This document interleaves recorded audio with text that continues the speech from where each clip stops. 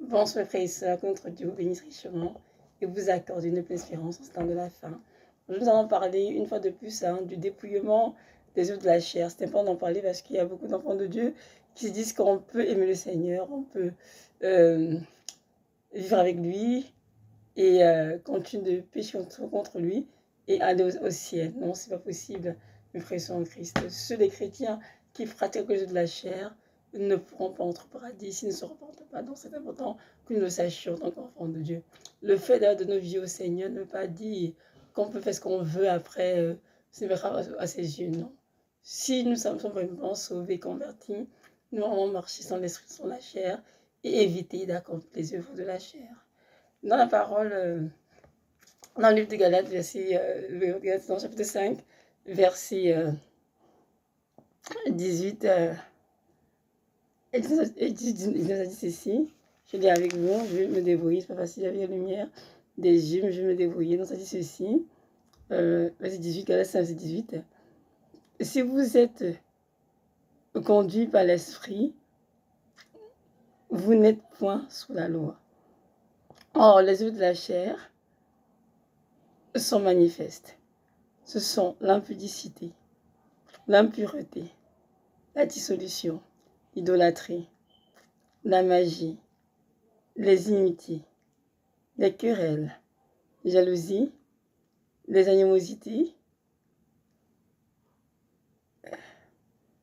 les disputes, les divisions, les sectes, l'envie, l'ivrognerie, les excès de table et les choses semblables. Je vous le dis, mais dit d'avance, que ceux qui commettent de telles choses n'hériteront point le royaume de Dieu. Amen, parole du Seigneur. Galates 5, verset 18 à 19. Donc notre Seigneur nous invite ici à marcher dans l'esprit et de renoncer aux œuvres de la chair. Il y en a beaucoup, on va le lire, il y en a beaucoup. Dans cette vidéo en particulier, je vais parler des querelles. Mes frères et sœurs en Christ, les enfants de Dieu, nous avons tous que dans le monde. Autrefois, nous marchions de cette manière.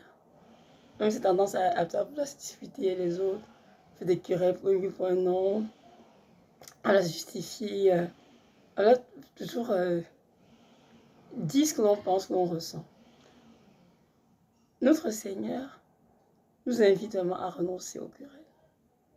Parce que peu d'enfants de Dieu savent que des querelles peuvent les conduire en enfer. Très peu le savent. Parce que tellement c'est ancré dans l'habitude de se quereller, j'ai l'impression que c'est normal. Il y a des peuples en particulier qui aiment beaucoup les querelles. Hein. Vous savez, je pense que de l'Africaine, des peuples en particulier qui aiment bien se quereller. Et ensuite, ils se considèrent comme de rien. Mais on s'en rend compte de Dieu. Jésus-Christ n'est pas les querelles.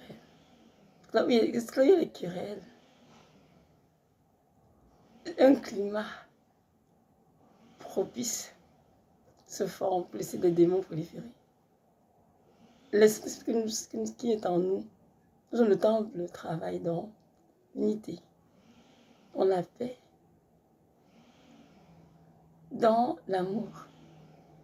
Donc là où il y a les querelles, les disputes, il n'est pas le temps. Et je suis plutôt à s'en aller. Quand je me suis mariée il y a quelques années, j'étais bien sûr comme toutes les femmes qui sont très expressives. J'aimais beaucoup argumenter avec mon mari, expliquer, justifier, tant de choses. Quand on parlait des choses de la maison, les enfants et tout le reste. Et là, je me suis fait voir que ce que je faisais m'attristait beaucoup. Parce que j'étais vraiment très prompte à me quereller. Il m'a dit, apprends à te taire, Evelyne. Apprends à écouter en silence. Et sur réplique ce que tu as dit, poliment, doucement, sur mon point de vue. Mais si tu vois que la conversation peut prendre une tournure d'irritation ou une tenue colérique, arrête de discuter et retire-toi. Parce que les querelles n'ont rien de bon dans ton couple. Ce qui est important de montrer ce que je vois de Dieu Seigneur, ce n'est pas tant qui a raison, mais c'est la capacité que vous avez tous les deux, toi et toi, à arracher la paix, à la poursuivre et à la maintenir dans la maison. Et à l'unité dans la maison. L'unité spirituelle dans la maison est très importante. Et je vous assure qu'au fil des années, j'ai appris à le Seigneur à me taire, à me retirer. C'est parfois on peut commencer une conversation comme ce sujet banal. Mais tellement on est frustré que ça finit par comment dirais-je, par la frustration, par des paroles mauvaises, par une sorte de choses qu'on n'aurait pas dû dire en fait. Et ça, c'est l'esprit de querelle.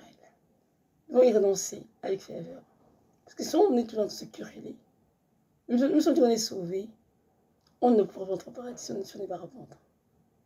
Donc c'est important que nous puissions marcher sans l'esprit, sans la chair. Vous savez, ce n'est pas facile. Hein?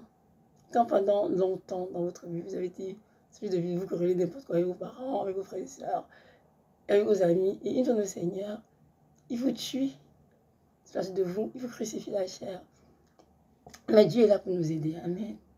Comme il a dit dans Galates 2, 20, j'ai été crucifié avec Christ. Alors si je vis, c'est moi qui vis et Christ qui vit en moi. Et le chrétien est vraiment là pour laisser Christ vivre en lui. Est-ce que c'est facile? Non. C'est une fois à mourir à nous-mêmes. Laisser ce Saint-Esprit s'exprimer auprès de nous et en nous. Et c'est ça notre travail, nous appliquer tous les jours.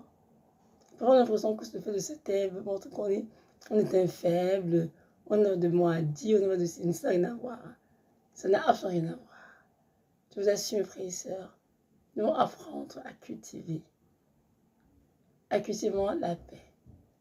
On va être des femmes de paix, des hommes de paix, des femmes de paix, de tranquillité, des hommes de paix et de tranquillité. Nous devons fuir les querelles, parce que les querelles ne glorifient pas le Seigneur. De ligne Margaret, le 5 verset 19, les querelles font dire de la chair.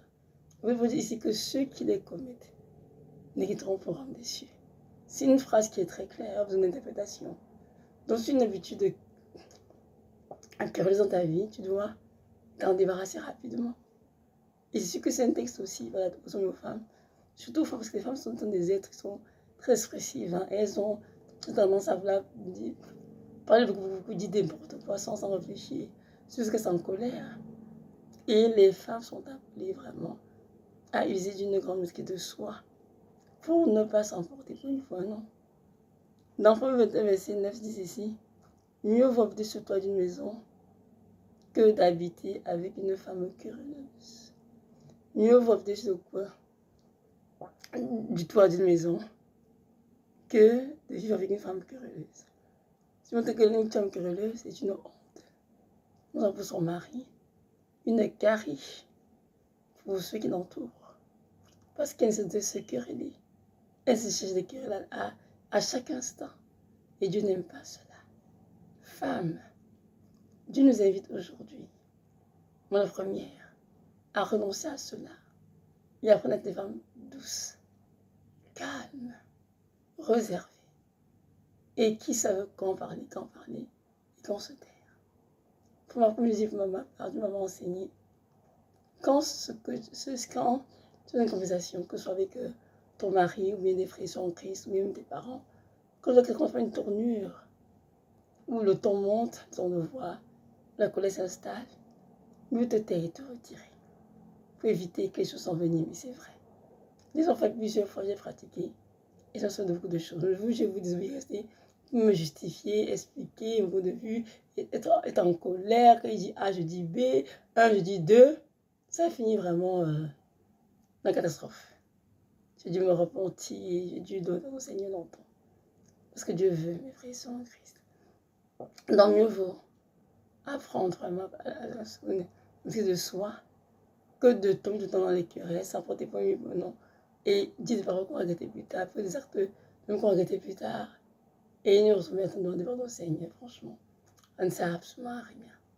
Notre Dieu est grand et peu importe la difficulté que nous avons avec cela, il va nous aider à le régler. Je vous invite vraiment à aller vers lui. Seigneur, aide-moi à régler la querelle. Je vis de mon mari, maintenant j'ai des enfants. Les enfants, c'est la même chose qui se produit. Quand j'ai un enfant, par exemple, la vaisselle, On commence à argumenter, on ne fait pas, je fais des visions, je fais ci, je fais quoi, ça va m'importer. Oh, maintenant tu as fait la vaisselle, je te comprends. Et là, c'est me dit, non, tu arrêtes Evelyne. Je ne fais pas plus de vaisselle. Tu as dit une fois, il n'est pas fait, laisse-le tranquille. Si c'est pas fait la vaisselle, laisse-le tranquille. Tu as fait ce que tu as fait, ce que tu avais fait, laisse tranquille. Tu as une autre approche pour lui parler de cela, mais inutile de discuter avec l'enfant. Il va dire A, tu vas dire B, ça commence des de mots, ça vient encore aux querelles. Nous sentons les querelles. A-t-il des démons parce qu'ils se nourrissent de cela? Les querelles ou des proches qu'on sont aussi attaqués dans la maison. Donc, un couple, une famille doit tout préserver la paix ou de faire les querelles. Ce n'est pas tant qui a raison, qui compte. C'est vraiment question de gestion de la l'unité dans notre maison. Et le Seigneur va nous aider comment dirais-je, à arranger ce qui nous contrarie, à trouver un point d'entente ce qui nous contrarie. Et Dieu est capable, pas la prière, mes frères et sœurs. Pas temps se mettre en colère, crier sur l'autre, qu'est-ce qui change quelque chose. C'est vraiment juste, je dis, ok, c'est d'accord, c'est vrai. On est en prière et vous priez ensemble.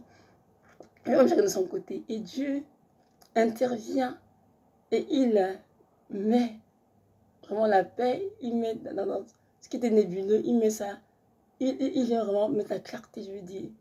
Et là, vous trouvez un point d'entente. Et les cœurs sont finis. Donc, je reviens bientôt. C'est ça pour nous de nous dépouiller de toutes les œuvres des ténèbres et vraiment de nous réveiller des âmes de lumière. Je vous en prie, nous allons lire Éphésiens 4, Éphésiens 5, la même chose.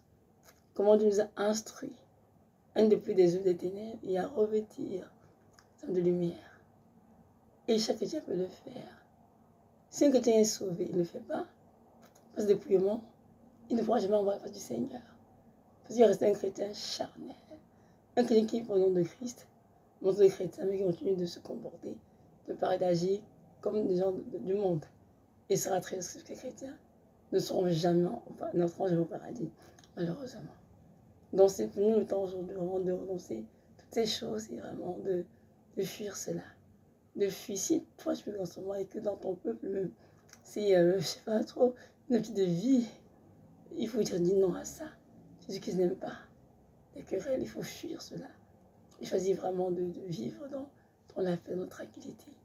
Apprendre à honorer les autres, à les respecter, sans comment parler, quand parler, c'est important. Amen.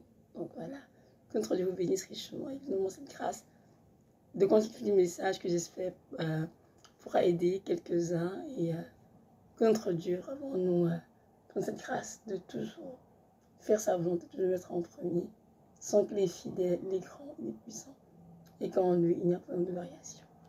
Soyez bénis. Shalom, shalom.